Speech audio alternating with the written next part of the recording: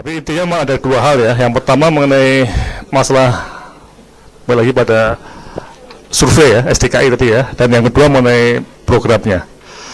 Oke, jadi kesimpulannya ya.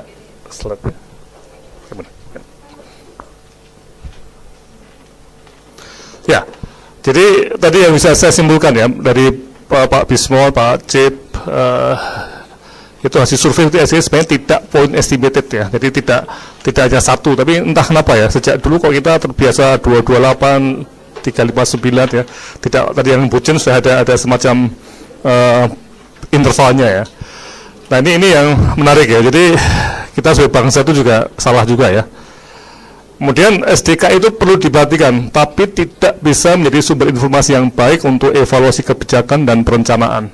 Ini yang kita bisa simpulkan ya. Jadi SDK itu memang angka, oke, seperti itu ya. Cuman apakah itu bisa dipakai untuk evaluasi kebijakan, itu yang tadi kita punya pengetahuan baru, banyak masalah, termasuk tadi Pak Bisma, bisa jadi datanya itu membaik atau datanya itu memburuk, atau 228 pada waktu 5 tahun lalu itu nggak tahu kenapa bisa 228, itu juga. Jadi ini banyak masalah dengan statistik, tapi kita perlu perhatikan, yang penting ini aja. Kemudian juga nah ini angka estimasi bisa menjadi kontroversi yang tidak habis-habisnya. Nah ini yang tadi banyak cara untuk mengukur ya. Nah sehingga memang dari sinilah kita akan masuk pada apa yang penting, ini rekomendasi ya, ini dari poin kedua tadi. Jadi setelah SDK kita rekomendasi untuk bagaimana penurunan kematian ibu dan bayi. Jadi dalam konteks MDG kita punya waktu hanya 2 tahun lagi ya, 2014 dan 2015 ya. 2 tahun ini kita menyerah, lempar handuk, atau masih mau usaha akhir. Nah ini jadi apa? Enggak toh, kita enggak lempar handuk ya, enggak ya, enggak, kita jangan sampai lempar handuk ya. Jadi kita harus coba betul ya. Nah jadi pertama memang kita kabupaten kota yang tempat operasional itu yang harus kita kembangkan ya, dan disarankan menggunakan angka absolut. Jadi indikator kematian tadi, jumlah kematian itu menjadi target kita ya. Jadi pemburuan atau berburu kita itu jelas, itu indikatornya ya, bukan rates ya, tapi absolut tadi ya. Kemudian ini perlu penggunaan prinsip survei respon di daerah, jadi bukan menunggu hasil survei. Jadi ini yang perlu kita cermati betul, bahwa kita tidak bisa istilahnya itu menunggu SDKI ya, atau ya memang betul ya, kematian kadang terlambat ya, tapi data kematian pun dari yang AMP ya, di Bu Arida ya, data AMP pun harus dipakai untuk respon. Jadi AMP itu juga bagian dari surveillance ya, ini dipakai untuk respon yang jelas. Kemudian tadi seperti Pak Cep mensitasi pernyataan Bu Menkes ya, masalah orangnya ini jadi satu kunci juga nih. Jadi motivasi, komitmen, leadership sampai teamwork. Nah nih tadi betul bidan dari Bu Musnatun ya, tidak menjadi kambing hitam atau satu-satunya profesi yang tertuduh menjadi penyebab kematian terbanyak, enggak.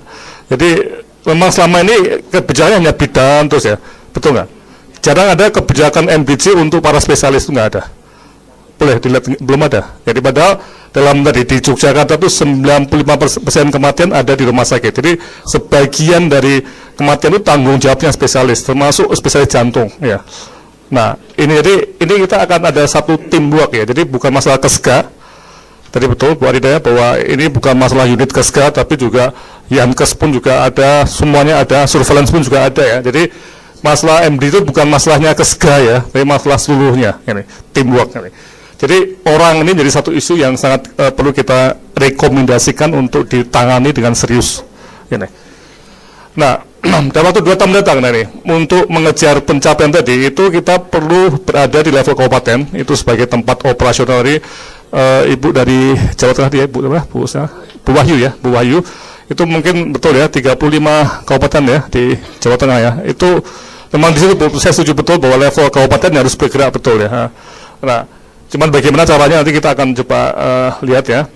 Kemudian selain cakupan itu juga perlu menggunakan tadi indikator kinerja kematian dan penggunaan mapping intervention. Nah, ini mohon lihat web ya, tadi coba web. Ini yang tadi yang mungkin bisa menjawab yang tadi Bu saya katakan spesifik ya, sudah. Oh itu ya. Ini Jadi terus turun. Nah, ini ada penggunaan mapping intervensi ya. Nah, ini yang kita sebut sebagai generiknya adalah terus turun ya. Ini pemasangan itu dari hulu sampai ke hilir terus turun ya. Nah, dengan indikator adalah kematian ibu, bayi dan juga anak ya nih.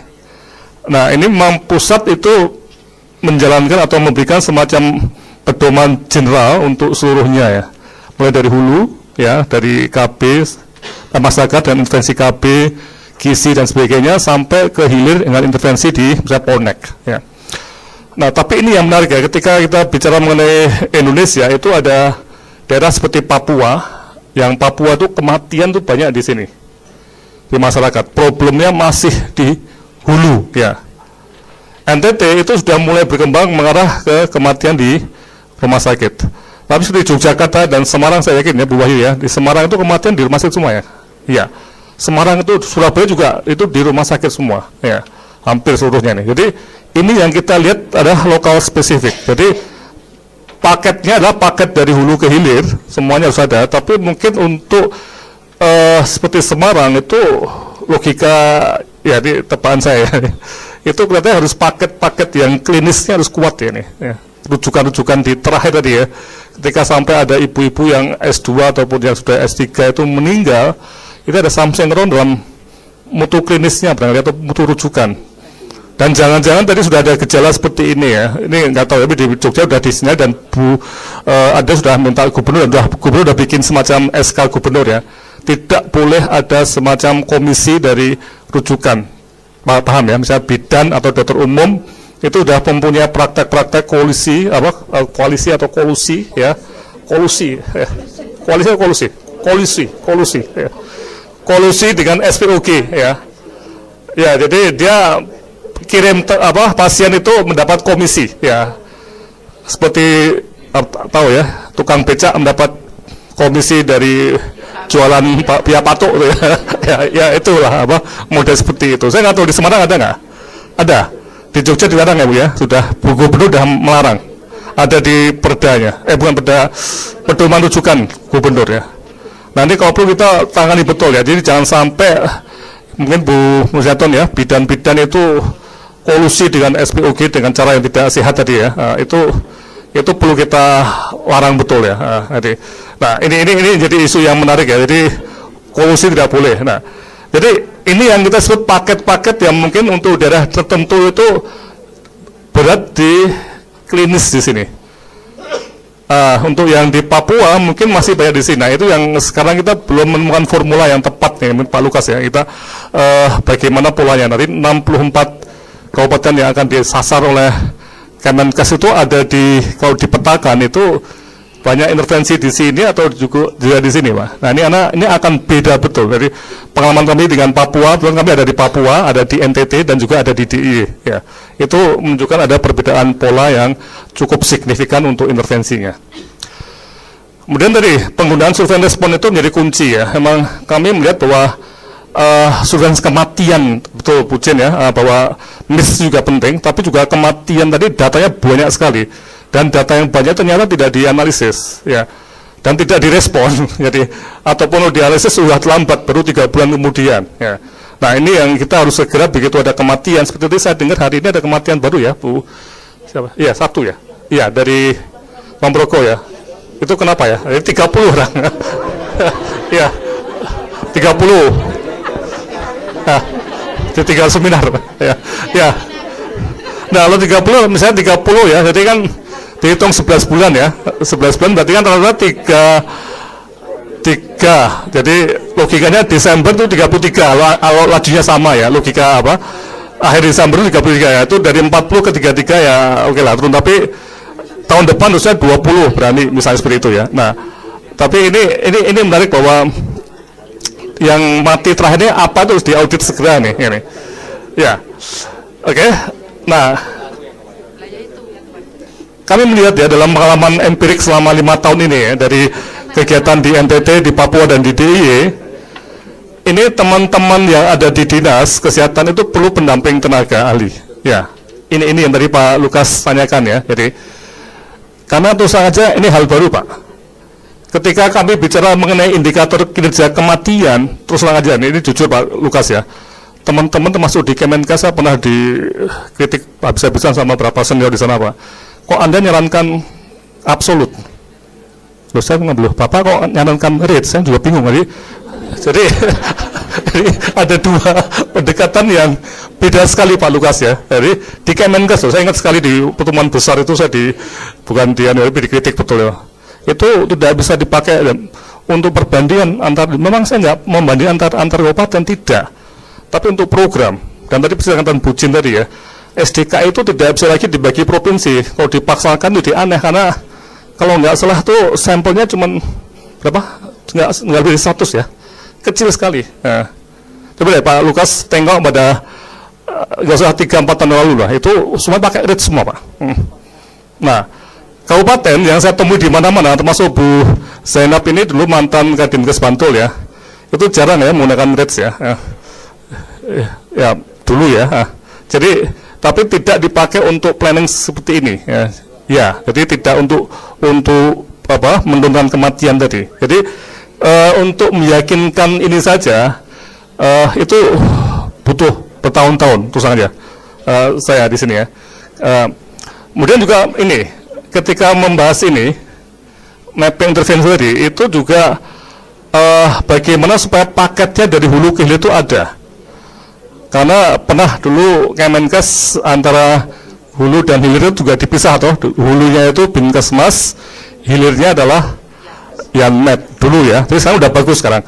Hulunya ada di BUK juga, Puskesmas, hilirnya juga ada di rumah sakit di BUK juga, dan gizi kaya itu untuk semuanya, substansi dari hulu ke hilir saya udah pas sekali, tapi bekas-bekas dari dulu itu masih ada, di mana ada gap antara hulu dan hilir. Betul nggak Bu Wahyu ya?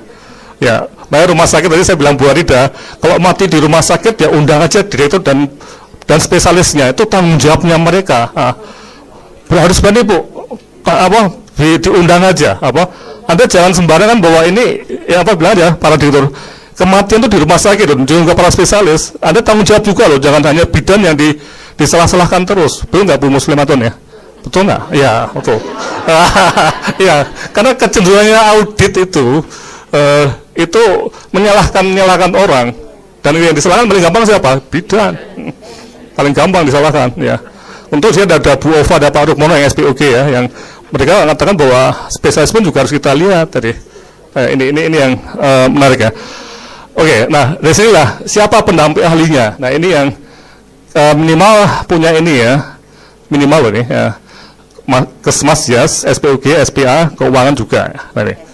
Ya, masuk Promkes juga di sini ya, di promotor kesehatan ada di sini, ini macam-macam ya, epidemiolog juga ada di sini.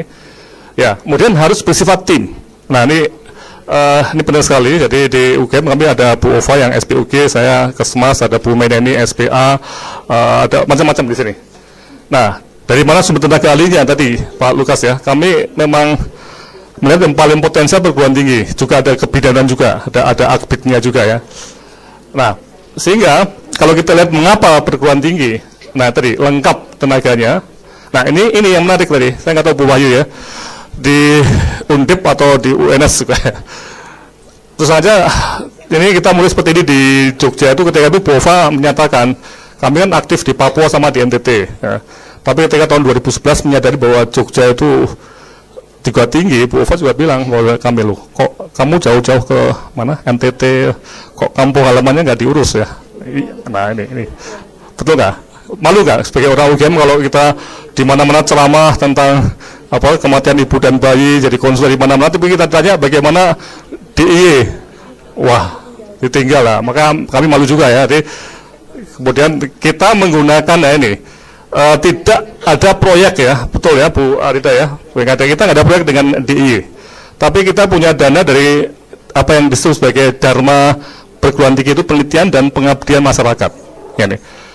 Jadi dengan catatan kita malu dan kita punya dana, maka kita tawarkan tenaga ahli kita tanpa dibayar oleh dinas provinsi atau kabupaten, kecuali kalau mereka punya dana ya, betul ya. Tapi kita sering juga pakai dana UGM, kita mengundang untuk datang ke kampus dan sebagainya. Jadi ini satu kegiatan yang sifatnya itu apa ya, saling menguntungkan ya, dan kami juga bisa memperbaiki kurikulum kami, termasuk di mahasiswa itu ada kurikulum yang disebut sebagai interprofesi, jadi kerjasama antara SPOG, SPA, bidan, dokter umum dan sebagainya untuk KIA, dan itu hanya bisa didapat karena kami meneliti juga di lapangan mengenai hal ini. Jadi ini bukan hubungan yang hanya menguntungkan Dinkes provinsi, tidak, tapi kami pun juga dapat untung untuk kurikulum. Nah, ini yang kita pakai secara simbiose tadi ya. Kemudian secara longitudinal, time series itu akan menjadi tenaga yang semakin ahli dalam bidang masing-masing. Karena begini, kalau kita lihat di Dinkes Kabupaten itu, yang namanya pengelola Kesga itu orangnya muda-muda ya, dan tiap 4 tahun ganti terus ya, atau 3 tahun ya, muter, sorry. Jadi mereka itu sampai ya kapan bisa ahli ya, nggak bisa. Jadi tetap dibantu oleh tim luar, dan kami perguruan tinggi itu mungkin akan di tim yang seperti saya kan tidak pindah-pindah dari UGM ya, sampai mungkin pensiun pun di sini. Jadi tapi Kesganya Bu Adida kan 4 tahun ganti tuh ya, atau yang di kabupaten kota masih ganti terus nih. Nah, itu yang kita bantu. Tadi sama dengan kalau PU bikin jembatan ya, di sana tuh untungnya ada aturannya, 5% sampai 7% uang itu dipakai untuk konsultan. Tapi di kita tidak. Jambersal itu 2,1 triliun tiap tahun, itu tidak ada 1% pun untuk konsultan loh. Betul nggak Pak Lukas? Ya, jadi kita nggak tahu Jambersal itu baik atau enggak untuk ibu dan anak. Nah, kita baru meneliti nanti mungkin kapan Mbak Dikna itu selesai atau penelitian dengan UNFPA itu. UNFPA ya. Ya, akhir bulan ini kita ada penelitian independen untuk monitoring dan evaluasi Jambersal itu di 4 provinsi. Di daerah sulit tapi, dan di 8 kabupaten, baru 8 dari 500 kabupaten. Ya, itu ada monitoring dan evaluasinya. Tapi kita di Kemenkes itu tidak seperti PU yang ada orang-orang independen yang bisa memonitor. Nah, ini yang perlu kita cermati ya. Nah, sehingga kita berharap nanti perguruan tinggi itu bisa menjadi mitra dari Kemenkes dan Dinkes untuk urusan monitoring dan juga menjadi tim tenaga ahli. Nah, apakah perguruan tinggi siap? Nah, ini yang menarik nih ya. Sehingga what next-nya ini jadi satu inti. Ini terakhir kami mencoba untuk dalam waktu 2 tahun mendatang betul ya. Ini kami akan terus kontak dengan Bu Jin dan Pak Lukas dan teman-teman di Kemenkes ya. DJ-nya udah ada belum? DJ-nya Bu, udah jadi? Belum, udah lama ya.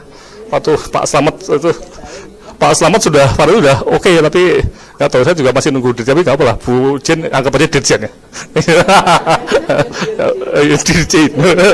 Dirjen. Direktur Jin.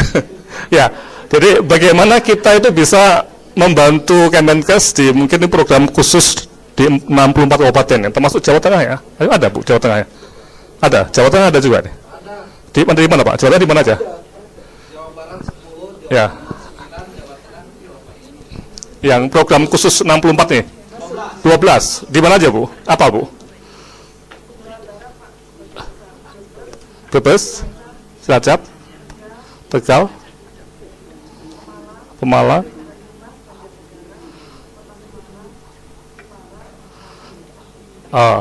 bukan yang di timur nggak ada, di Ketua UNS nggak ada Pak. Berarti Pak Bisma nggak perlu malu ya. Tapi di Purwokerto itu ada FK Unwik Unsut. Itu sering juga bisa diajak jadi mitra Bu. Jadi untuk di sana sama Undip, UGM kalau mau di Wonosobo saya juga nggak masalah ya. Jadi mungkin pola-pola pendampingan seperti tadi yang Ibu harapan mungkin bisa kita lakukan juga ya. Ya. Maksud kami ya. Itu bisa diinsertkan ke program. Ya. Waktu itu mungkin profesional dengan DTPS. Ya. Nah, kita juga dengan DTPS, dan DTPS sedang dikaji disederhanakan. Tim ini, distrik tim problem solving, Ya. bisa diperkaya dengan perguruan tinggi. Ya. Jadi anggaran rutin sudah Ini sudah ada di sana, Prof. Ya. Jadi kalau ini nanti model pendekatan yang Prof usulkan 110 bisa menghidupkan program kita yang DTPS atau investment case yang Prof lakukan di Papua, sehingga namanya tidak berubah-ubah tapi merupakan suatu tim di distrik yang bisa diperkaya, di mana nanti misalkan problem solvingnya melibatkan misalkan masalah pertanian yang kemarin hasil Riskesdas itu menarik, semuanya cakupan naik, tapi gizi buruknya naik. Kabadan bilang ini SKPD di lintas sektor kurang. Jadi orang kesehatan terlalu sombong, tidak mengenalkan SKPD yang punya nutrisi, sehingga gizi buruknya belum digarap di hulunya. Nah, harusnya tim distrik problem tuh mengundang beliau. Jadi kalau ini bisa masuk, sangat sinkron dengan sistem, Prof. Itu saja mungkin yang concern saya, sehingga nyambung dengan program kita di pusat. Makasih, Prof. Betul, Pak Lukas. Memang salah satu hasil dari pengamatan pada DTPS itu bagus sekali, Pak. DTPS ya, sangat. Tapi satu yang kurang, Pak, tidak ada konsultannya, Pak. Ya, karena DTPS itu perlu konsultan, Pak. Karena balik lagi, ketika DTPS itu dibebankan pada Dinkes ya, oleh Bapeda ya, gonta ganti, ya, kemudian juga Kesganya, Dinkes Kabupaten juga gonta ganti, itu hilang, Pak, akhirnya lama-lama hilang. Nah, karena itu kalau ada PU kan punya konsultan, Pak, yang selalu memicu supaya terus jalannya walaupun masih bagus ya, tambah lagi makanya aspalnya terus naik terus nanti. Kan sering kita lihat ya. Itu kan kadang-kadang pemicunya bukan dari kebutuhan loh, tapi pemicunya siapa? Konsultannya. Ya, tadi bisa terjadi, Pak. Nah, ini betul, Pak, kita akan sepakat jadi seperti ini ya. Apa yang kita sebut sebagai konsultan teknis tadi dan manajemen tadi, itu salah satu yang bisa dibantu lah tadi menjadi konsultan di TPS, Pak, untuk perencanaan, pendampingan dan sebagainya.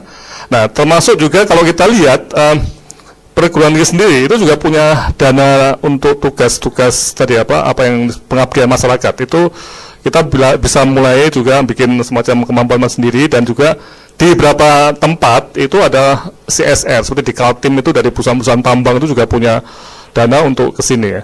Nah, sehingga tadi Bu Wahyu ya, mungkin nanti kita akan masuk pada what next-nya ini, dengan nanti Ibu tolong masuk ke web ini, web yang www ini. Sebentar lagi kita akan ada semacam pelatihan bagi bagi perguruan tinggi yang bermaksud atau berniat untuk menjadi tim pendamping ahli untuk MDG ya.